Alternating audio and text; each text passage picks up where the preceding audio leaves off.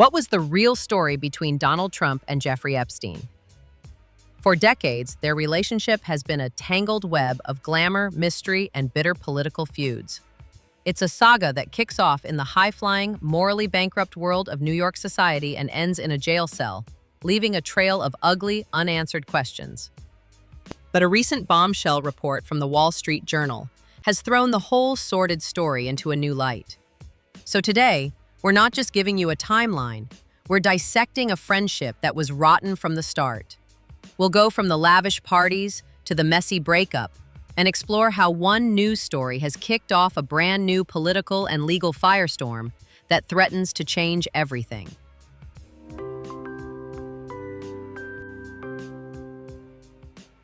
Before we get into it, I need to say this. The comment section below, that's for you.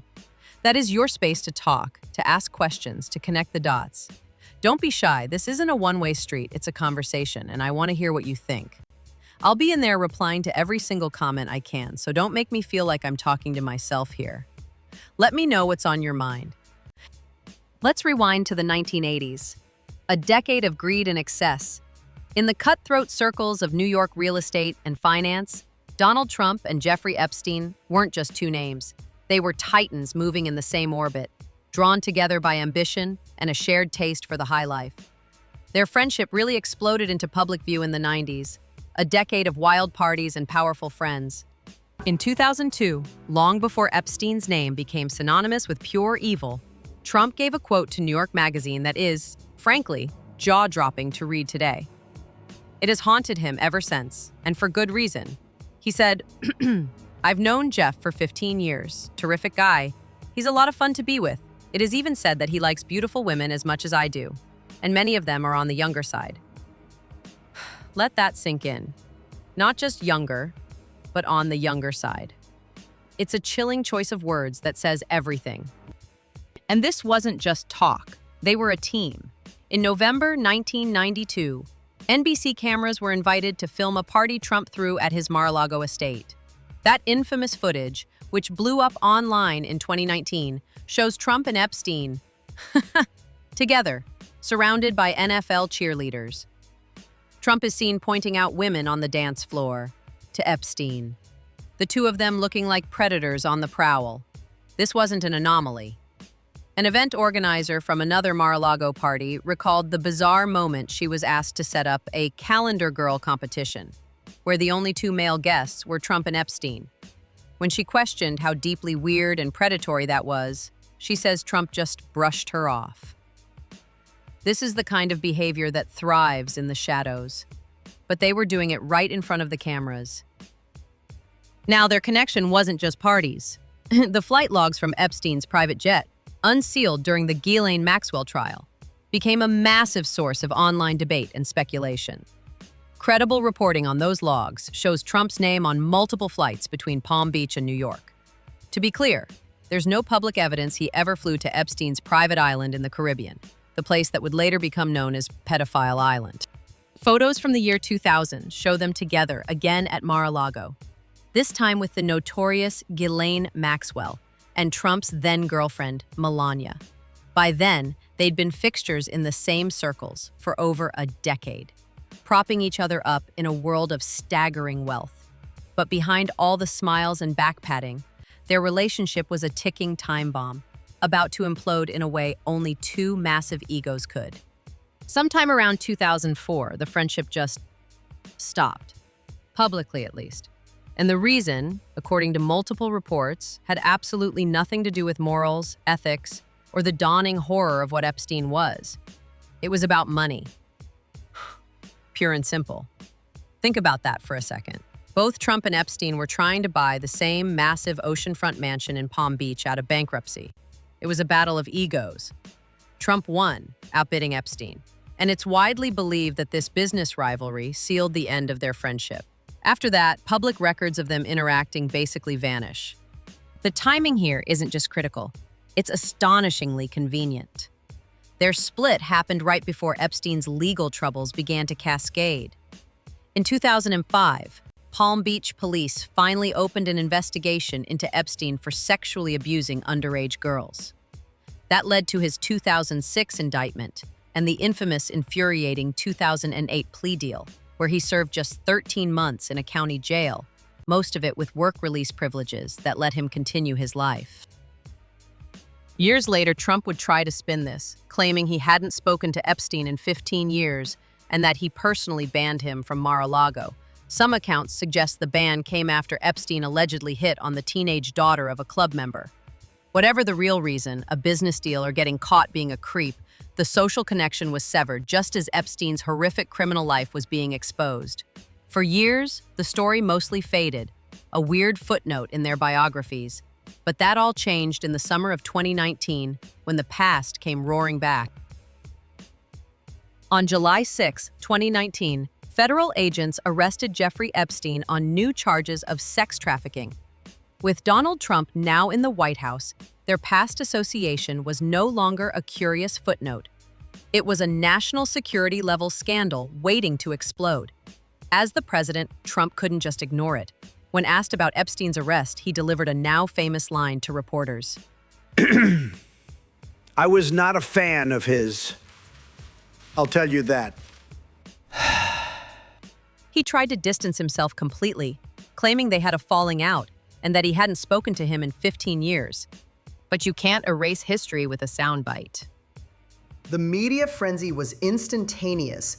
That old 1992 Mar-a-Lago party clip was everywhere. Photos of them laughing together became memes. Twitter exploded with hashtags like hashtag Trump Epstein and hashtag Epstein client list as millions of people demanded to know just how deep the connection went. The story got even darker on August 10, 2019, when Epstein was found dead in his jail cell. His death was ruled a suicide, but that ruling only launched 1,000 conspiracy theories. Ironically, many of these theories were amplified by figures on the political right, Trump's own base, who were convinced his death was a cover-up to protect a corrupt deep state.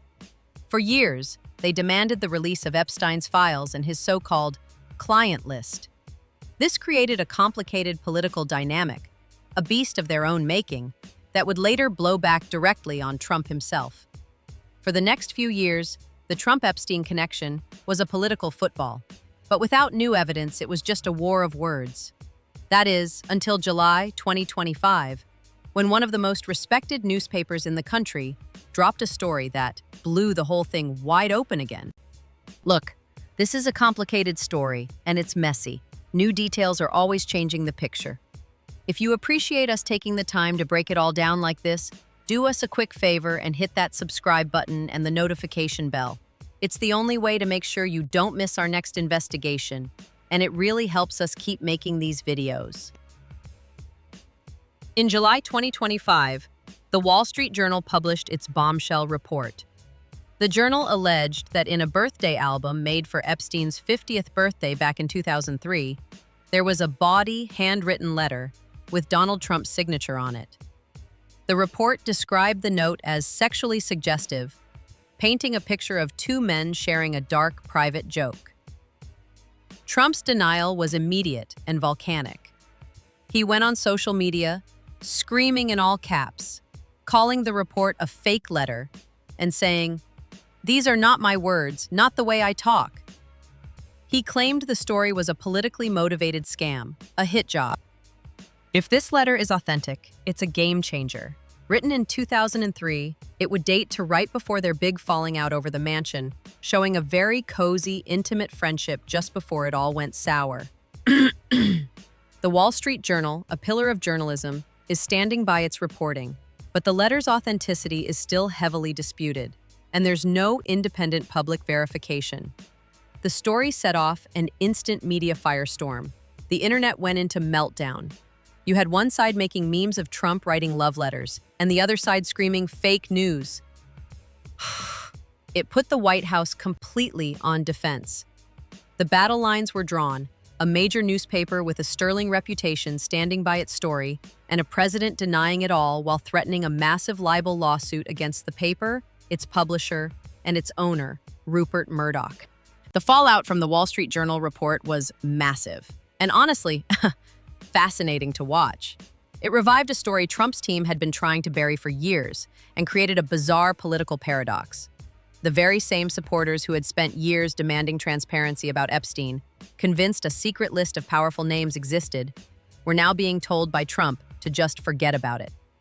Trump even questioned why people were still so fascinated with the case, calling it boring and telling his supporters not to waste time and energy on Jeffrey Epstein.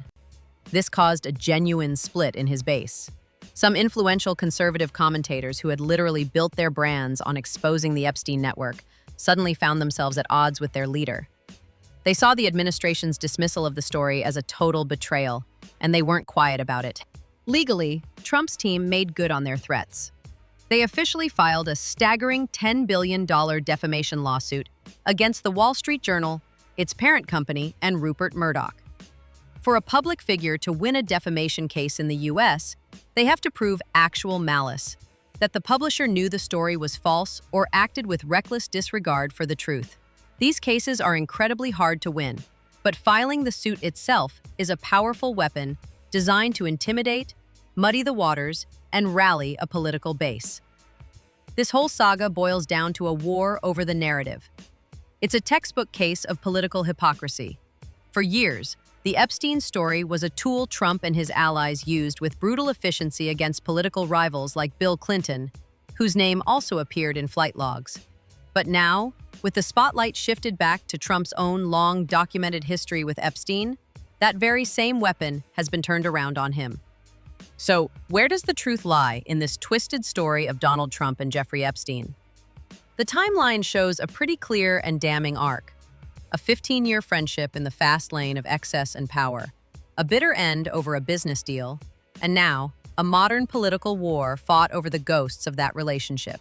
We have the public sightings and the creepy party videos that show a disturbingly comfortable friendship.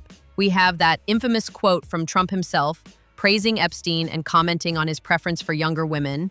We have the well-documented split around 2004, not over morality, but over money. And now, we have a major journalistic allegation about a sordid letter, which is being aggressively denied and is the subject of a massive lawsuit. Let's be absolutely clear. Despite all the smoke, all the speculation, and all the conspiracy theories, no unsealed documents or investigations have produced public evidence that Trump was directly involved in Epstein's sex trafficking crimes. But the story refuses to die because it's fueled by the massive, gaping canyon between Trump's past praise for Epstein and his current, frantic denials. It's a story where friendships among the super-rich are revealed to be purely transactional, where loyalty is a currency to be spent, and where the past is never really dead. It's just waiting to be weaponized. The real question is whether the full, unvarnished truth will ever surface, buried under decades of political spin, legal threats, and a fog of conspiracy theories. The real nature of the relationship between Donald Trump and Jeffrey Epstein might just remain one of modern history's most unsettling and infuriating mysteries. What do you think? After hearing all of this, what questions are still burning in your mind? Let me know down in the comments. I really want to hear it. And if you want more deep dives that cut through the noise, make sure you're subscribed. Thanks for watching.